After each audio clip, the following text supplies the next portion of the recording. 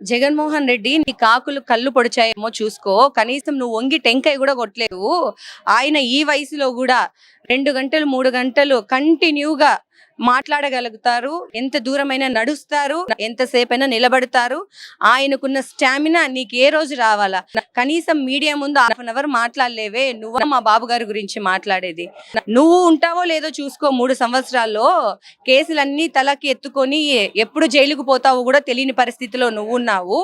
బాబు గారి గురించి ఇలాంటి మాటలు మాట్లాడడానికి సిగ్గుండాల. నీ తండ్రి వయసులో ఉన్నాడు ఆయన. ఆయన ఇంకా 15 సంవత్సరాలు ముఖ్యమంత్రిగా ఉంటాడు.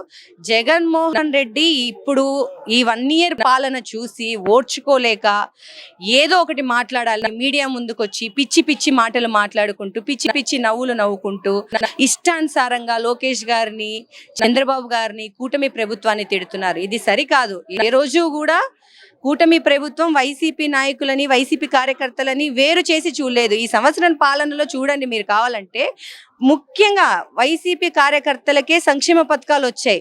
వాళ్ళే గర్వంగా చెప్తున్నారు, మేము వైసీపీ కార్యకర్తలకైనా ఎలాంటి పార్టీలు వ్యతిరేకత చూపించకుండా మాకు ఈరోజు సంక్షేమ పథకాలు ఇచ్చారని. నిజంగా జగన్మోహన్ రెడ్డి నువ్వా మా బాబు గారి గురించి మాట్లాడేది?